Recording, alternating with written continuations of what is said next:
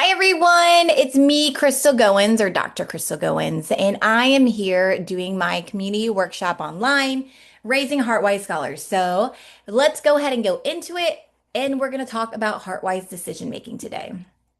So again, I'm Dr. Goins, the author of When Relationships Matter, a social emotional approach to teaching and learning. In COVID, I became the resilient teacher mom when I published it in 2021. And I was home with these five kids right here. This one was actually in my belly. So I was pregnant with this one. My eldest daughter was in kindergarten. So she never really actually had a full kindergarten year.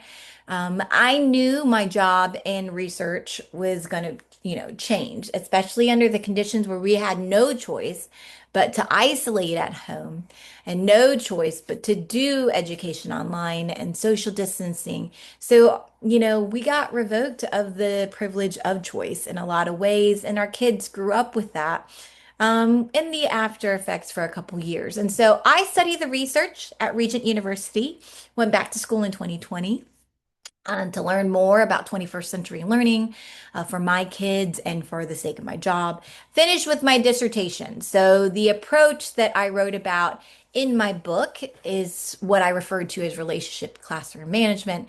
And so, while I was doing my doctoral, program, I was giving PDs to teachers in the areas of relationship-based classroom management. So I was able to collect research from teachers who had used my approach in their classroom on whether it affected teacher self-efficacy and job satisfaction.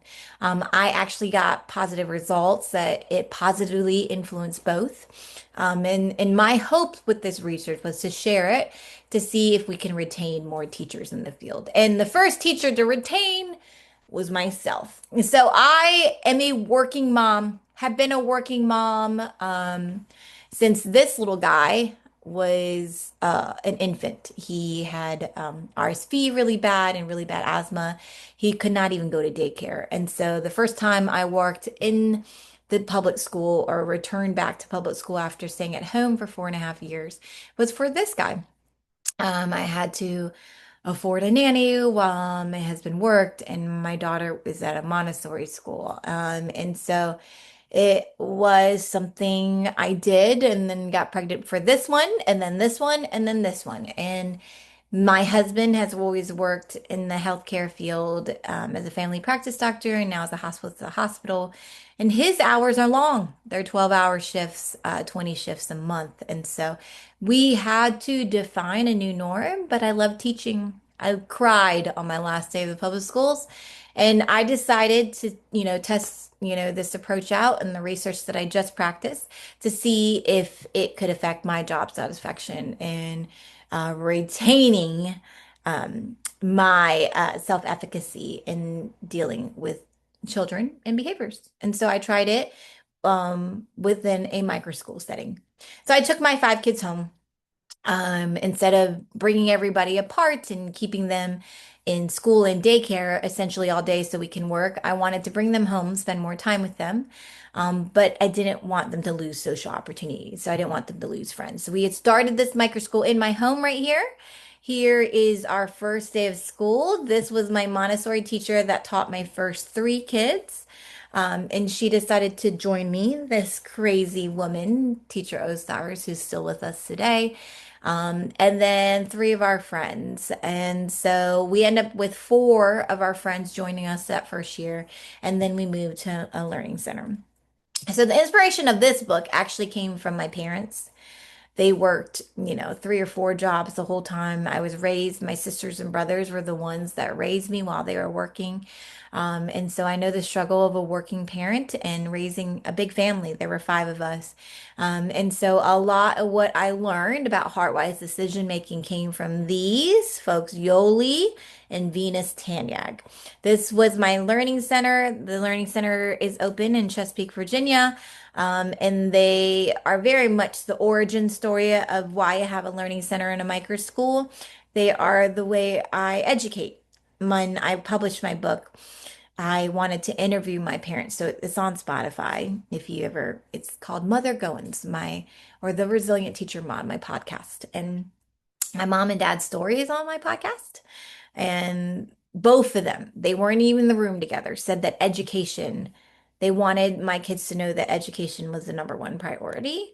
And so opening this center, it was really special in this picture to share with my parents that I took that to heart, mom and dad, and I am sharing it with the world. So this is what we look like now at the center. We have 22 full-time learners. Full-time for us is Monday through Thursday. And we learn from 9 to 3:30. We have 16 families involved in our little micro school.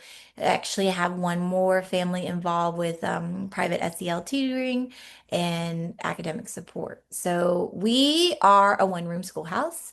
We understand the importance of like social opportunity by being together. Our mission is to build a network of socially motivated scholars aged 5 to 18 who care for themselves, the community, and the world. So it is our intention to go all the way up to high school.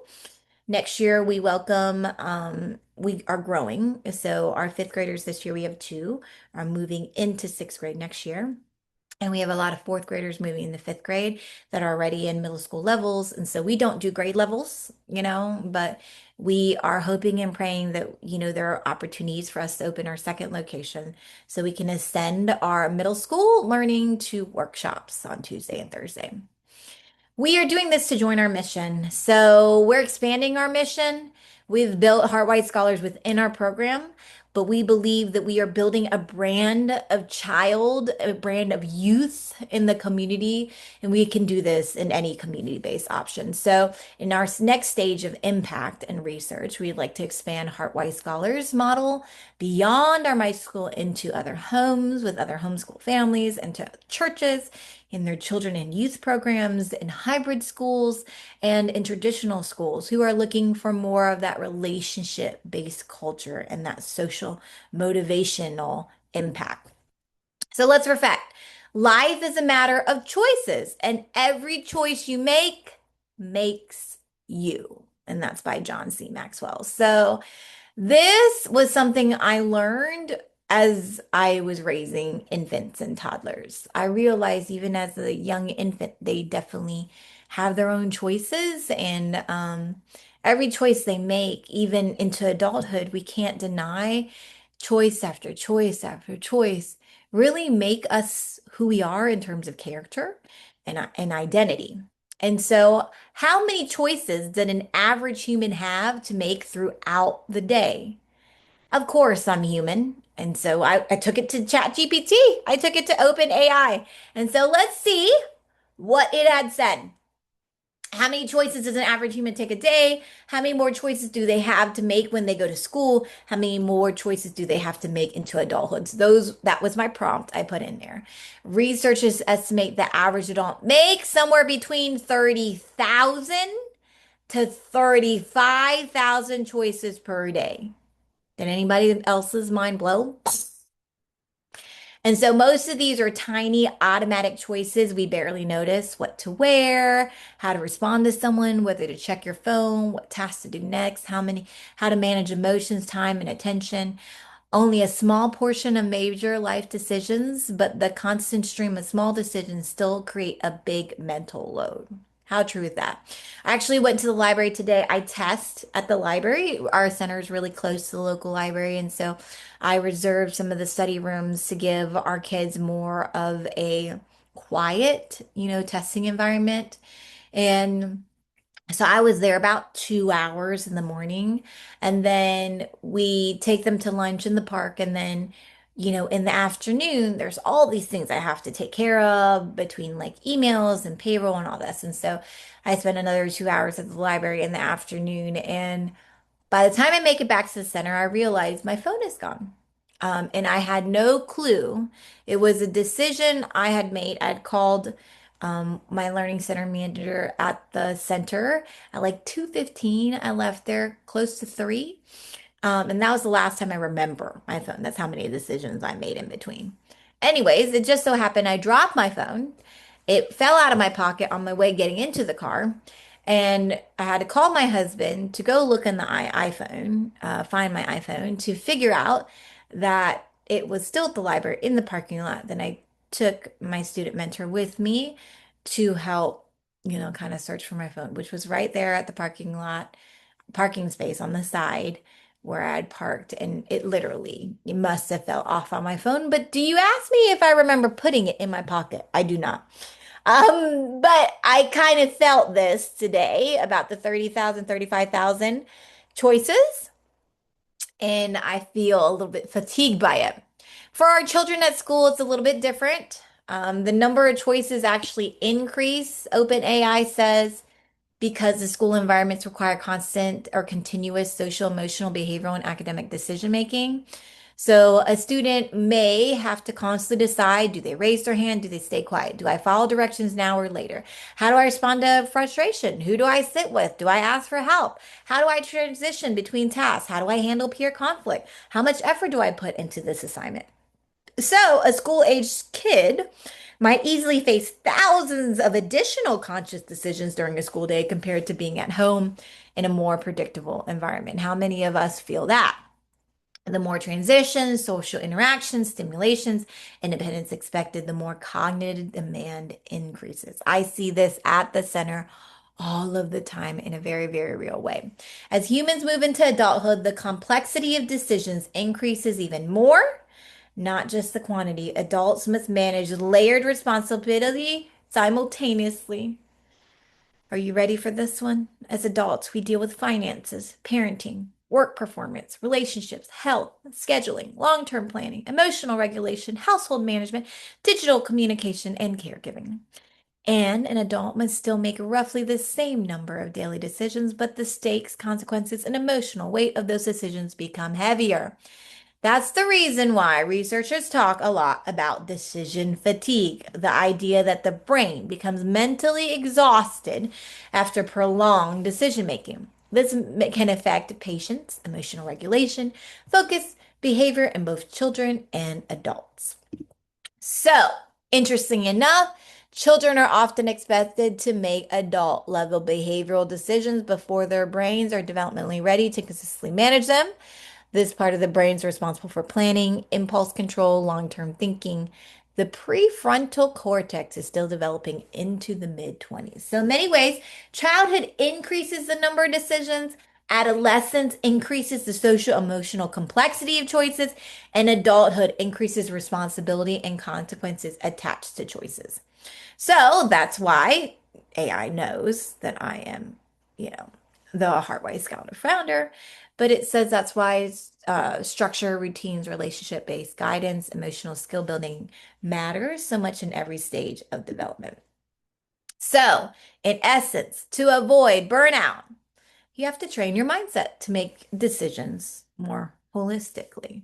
So this is where Heartwise decision making comes in. And so right here is the essence. It's nothing too fancy. Remember, I teach this with kids, and say this with me. We all do our part. Yes, part. We're partners in teaching and learning. As your parent, I am your partner to help you be the best human you can be. If you're a church, I'd like to partner with you to work on your heart and mind. I'd like to partner with you so that you understand, how you can be your best, okay? All of that, in essence, allows you to make decisions by what is my part? Can I do my part today? So let's get into the framework. Okay, so first of all, when you talk about part, it's important to focus that it's both the individual and the team. So the reason why we're socially motivated and the part or the Heartwise decision-making framework works is because it lifts up the individual as having a valid part, something that matters, but in the context of a supportive team. So at Heartwise, we teach our staff and our children that they are all part of the same team. Individually, unique and different is each part, but collectively, our part fits together with others. And so that's really important that you have the individual kind of factor, but also the collective factor of the team. And so American way is YOLO, it's all about me. But in a socially motivated environment, you understand that your social influence impacts other people in the room. And so it's important to have both the individual and the team. So this is how the framework works, okay? So it starts with this number one. This is the P. The visuals are very important. It's how I teach even young learners this, but prepped and ready is the first cognitive decision. Am I prepped and ready right now? That includes decisions that have to do with organizing and using materials, participating in procedures and routines, being on a schedule. So, being prepped and ready also has to do with the time management functions. Okay, so the next one is attitude awareness. Okay, the visuals are intentional as well. Her eyes are closed because she's looking inside. Her mouth is shut because it's a lot more thinking deeply inside. Heart, the hands are around the heart because you're going to care for how you feel and what you're feeling in your heart. And so a lot of attitude awareness is about being aware of your emotions, also being aware of your bodily sensations, so how your body reacts or shows up, and then how those emotions show up basically around your body. Do you shake? Are you sweating? Do you find that you're fidgeting with your hands much? And you normalize self-reflection and self-assessment. So that's all attitude awareness. In my book, one of the things I talked about is I grew up in a very strict Filipino family, so you didn't have time for emotions and it wasn't readily something. It almost seemed like it was kind of weak to go there. But I could tell when emotions were high in the room pretty much because it would come out as a bad attitude, and eventually bad attitudes would breed into anger. But bad attitudes are the first like sign that there's some attitude awareness that needs to happen in the room. And for a child and adult, attitude awareness kind of helps you check yourself on your emotions and whether the emotions need to be dealt with before you move on. Okay, the third one right here, this is R. It stands for being respectful and responsible. And so it's being mindful one's actions towards self, others, in the environment or the space, but also being mindful of one's words towards self, others, the environment, and the space. And so respect and responsibility is very intentional. This rainbow and this lips over here is like kindness, and how it affects other people. Because, really how kindness shows up. What's kind to one person may not be kind for another. What is humor to another person may not be humorous to another. And so it's important that you kind of understand the different cultures and different personalities in the room. Working together, actions mean that you have to work together. The shaking means that it is constantly active. The moving of the legs and the feet also means that, that is also very constantly active. So respect and responsibility is an active nature. Those are active decision-making skills that you have to activate and use for other people in your room and for yourself. So, um, the next one is four, which is teamwork. And so that's sharing and caring for one another within the community, working towards shared goals and experiences and shared responsibility. So I feel like once individuals understand their part in being respectful and responsible, when they start being respectful and responsible collectively together, that's when we've entered the teamwork realm. And so the teamwork realm means that we do share goals. Like it's practically, you can see in the room that we share goals, we share attitudes, we share, um, it's almost like we acculturate. So we give into the same norms and beliefs and experiences. And so there's a sense of shared responsibility and shared respect. And that's kind of what cares for a group or a team. All right. So, being again prepped and ready, we'll go through this really quickly, is about those executive functioning skills. And so, if we find that, they have a hard time being organized, they have a hard time being where they need to be, they have a hard time with like having the materials, when it's the decision-making framework, we're going to start with prepped and ready. So, if the issue is being prepped and ready, these are the things that we focus on when we coach up their heart-wise decision making. It's a lot of goal setting. It's a lot of initiating tasks. It's a lot of problem solving. It's a lot of evaluating priorities, a lot of organizing their stuff and creating them systems, a lot of flexible thinking, giving them more of an adaptive mindset, working memory, kind of working through, you know, when they work something out and they do it over and over again, that's like their working memory. I find that a lot when my kids, they go into the sports season and they have to pack their bag for game day or practice day. Planning, perseverance, time management, and self-control.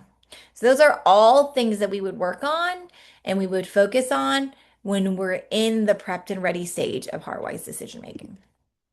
When they're in the attitude awareness stage, when they have issues and they're tantruming all the time or throwing a fit or crying when they're frustrated, there are usually some SEL deficits or social emotional learning deficits. And that's something that we had talked about at the last workshop. So social emotional learning comes in two categories, self and others. In self, it's self-management and self-awareness. And social or others is social awareness and relationship skills and the responsible decision making that kind of makes this happen. This, Heartwise Scholars or Heartwise Decision Making, this is kind of how it activates the SEL. If they have attitude awareness, a lot of it might be that they are not self-aware of what is triggering them. They also aren't self-aware of the systems or the management things that they're giving into that's not working for them. Also, if they have an attitude, they are socially triggered. So they may not be socially aware of something that offends them or makes them feel some type of way. They also may not have the relationship skills to deal with another person in conflict. And so they automatically may have a bad attitude. But with Heartwise decision making, when we're in the attitude awareness stage, then we start kind of, going into the coping mechanisms and restorative practices that helps us to kind of pick through, those actions and those attitudes, and how we can approach it differently or where did it go wrong. So moving on to the R. So if I have students who struggle with the R, being respectful and responsible in the decision-making process, a lot of the times they've been socialized in other environments or they've been allowed to socialize in other relationships without being respectful or responsible. So if a student has issues in respect and responsibility, a lot of the times they have issues with authority or citizenship. So they don't listen to whoever they're in relationship with, and they usually get whatever they want whenever they want it. And then the other thing is like they don't exactly care all the time. And so if they don't care and they're allowed to do certain things in other social environments or other relationships, it doesn't translate well. So a lot of this is just retraining and recoaching. Um, you don't want to punish or make somebody feel bad at this because there are plenty of situations where, a lot of social environments necessarily don't have an authority figure, you know, they just, I hate to say it, but there is a lot of situations in the social environment with our kids where there is no authority figure. Adults are on their phone, they're preoccupied. Maybe they're there in a room because they have their own people they're dealing with, and then kids are a lot of times watched or entertained to kind of get out of the way. And so they had no reason, to be responsible for anything. And there is no real relationship there where they kind of respect the role because the role hasn't really done anything for them, so or benefited them. So I think there's just a disconnect a lot of the times. The other reason for respect and responsibility is like they just don't agree with, the leadership style or they feel offended and so they just don't care. And so there's definitely a breach in the relationship and just they kind of butt heads. And if both parties, the one who that's in authority and the children, or even the peer from peer to peer, if they can't find a common ground, which is why we give into restorative practices, then respect and responsibility isn't how that relationship is made. And so they're just going to constantly butt head until they kind of figure out how to repair that relationship and reintegrate into being on the team together. And so the last one is teamwork. And so, really, teamwork is literally the last step of being kind of socially whole. A lot of kids don't understand what it means to be a team player, even if they have team experience. And then there are some kids who don't have a lot of team experience, but just value being on a team. They are compliant with anything and everything. And so to really be a team player, cognitively, they have to check off being prepped and ready. They have to have a good attitude. They have to practice respect and responsibility. And essentially, when you're on a team, if you're practicing all three of those expectations, you're doing the work as a team player. And so a lot of the times, teamwork, it says students that have issues with teamwork, they have deficits in P, A, or R. And so you can scaffold or accommodate for these students when they work with others. So, if, for instance, if a kid is still at the prepped and ready stage, I'm going to make sure that they have all the materials and I'm going to be there as I scaffold a good fit role for that kid. So he can still feel successful in his role and the team can still count on him as a teammate. If there is attitude, awareness issues, I'm just going to just make sure that, again, like I'm just going to be watchful that when they get into a frustrated moment, that I can kind of come in and say, hey, let's take a moment, let's think about this. And then to help mediate any conflicts along the way. Respect and responsibility, if kids have a hard time with that, when it comes to being in the team, perhaps they don't want to put in the work like everybody else. So again, you would just kind of push in where their role is, and maybe respect and responsibility might look a little different for them. So the kids might all work on one sheet as a group since they're collaborating and writing together. But, maybe it's better if that child has his own sheet just to make sure he's being accountable to stay up with the work as well, or his own section on the group sheet. So he's responsible to write that himself. So there are lots of accommodations or scaffoldings you could do, knowing that we are a team, but not everybody, is ready to kind of be that team player. They have to have the other expectations in check.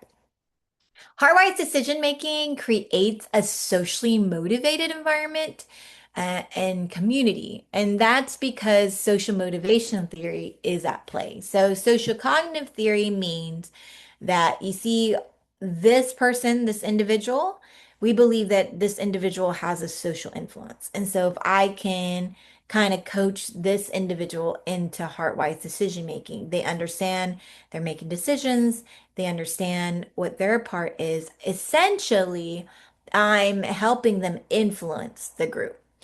Being a partner and doing their part is a shared goal in the room. There is some cognitive thinking and decision making through it all to utilize the framework. And so when we do the shared decision making, when our goal is the best learner and to be in partnership with each other, then we are motivated to do many things.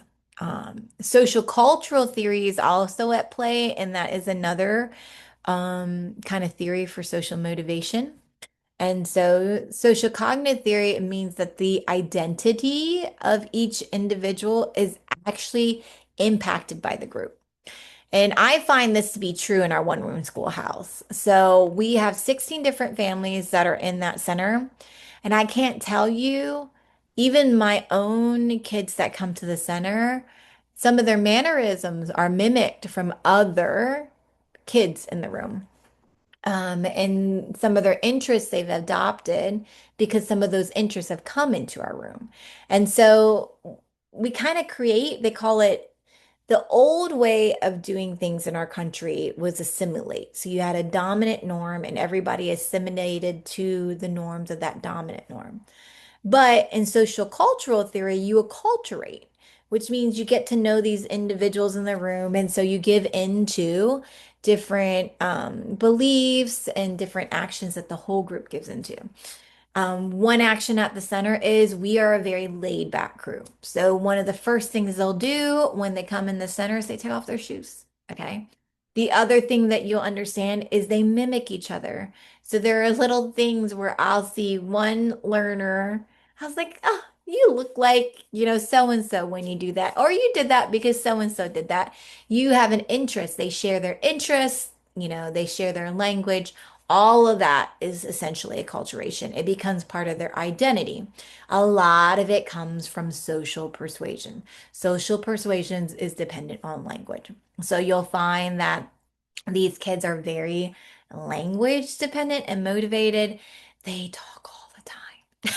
This generation loves to talk. I don't know how many times I've heard from my teacher friends they won't be quiet. They love to chat and talk. Well, that is very motivating to kids. Kind of talking and sharing their opinions and ideas. One of our projects had like do a debate with some friends. I was like, we can skip this module because I think I literally hear you debate about things about 5 or 6 times a day, and we all agreed. Um, this is kind of something I stumbled upon because Heartwise decision making was actually birthed in the classroom. I have used it at home. So in the micro school, in the homeschool world, I actually don't work with a lot of teachers. My teachers do work in my room, I work with two, actually work part-time. They are not in the center very often. I'm a kind of the full-time instructional coach. I have part-time teachers, but a lot of who I deal with is like caregivers. So I've got young ones that are, college age, and then I've got caregivers, Montessori, an early childhood educator, and then her assistant. They've been in the educational classrooms for, over 20 years, but they're also grandmothers and aunts, and so they're very seasoned with life. And so I find that in that sort of setting, in that sort of group where we're very mixed generation, mixed ages, that I manage the classroom as an interactionalist. Um, the way that I was taught for many decades is the interventionalist style of classroom management. And that meant that the teacher had high control and it was a lot of based on like rewards and punishment. You will do this because I said you do this. If you do this, you get this prize. If you don't do this, you get this punishment. All of us, there are many, versions of it, but the whole thing is there's high control and power of the adults over student behaviors. It's related to rules, rewards, and punishments. The opposite spectrum is a non-interventionalist. So I find that this also I see a lot where the kind of the student has control. So there's no control or power of the adults over student behaviors. Students are empowered to explore and manage behavior on their own. So they kind of do their own thing. Well, I fall in the middle. And Heartwise decision making and me coaching these kids up makes me more of an interactionalist. And an interactionalist means that there's moderate control and power of the adults over student behaviors. The more emphasis I make is on the social impact of the individual and the environment. And the environment includes the other people in the room. And so this is my focus is on the social impact of change. I kind of build up and coach these adults and these children to believe in their social influence and to believe in themselves and to believe that their part matters and they're partners of the same, expectations and goals, teaching and learning on a supportive team. So, what you have to understand, Heartwise decision making links directly to social emotional learning, which I shared in the first workshop. But what I'm going to share with you in the second or the third workshop is beyond rewards and punishment, because to build a relationship that help you self be more self-aware and to help you self-manage and to be more socially aware and to have better relationship skills requires something called restorative practices. And so when you make heart-wise decision making, you actually hit both the strands of social emotional learning and restorative practices. When you're prepped and ready, you learn self-management skills and responsible decision making. You also get to know about responsibility when it comes to restorative practices. When you have attitude awareness, you learn self-awareness and responsible decision making as well. You also get to learn about repair and reintegrating individuals back into the environment. That's restorative practices. When you concentrate on being respectful and responsible, you actually build social and self-awareness and responsible decision making. But in restorative practices, you practice responsibility, respect, and relationships. And then last week, it's teamwork. When you practice teamwork, you get to practice the relationship skills and the responsible decision making, but you also practice relationships, respect, and reintegration, meaning that no one's alienated or put aside because they make a mistake, that they're reintegrated back into the team and community because their relationship, a relationship with that member, still matters. Okay, so the next workshop, Beyond Rewards and Punishment in June. So this is kind of a little bit of a picture and becoming these academic instructional coach for, my 5 to 10 year olds in, this second year. I have put my part matters. I put Heartwise in action. So I literally have, started kind of pegging up, training our kids that they're decision makers, empowering them with different supports in the room beyond like enticing them with a nice reward or punishment. I don't wheel and deal them. This is not let's make a deal because in life, the world's not going to always make a deal with you, and you're going to have to be intrinsically motivated to love yourself and do your part and understand that you are part of such a bigger network and team where we can make some world impact. And so these are little things like I have a part poem. I pledge to be a partner with my teacher, staff, and friends. I pledge to work hard and set goals so my growth will never end.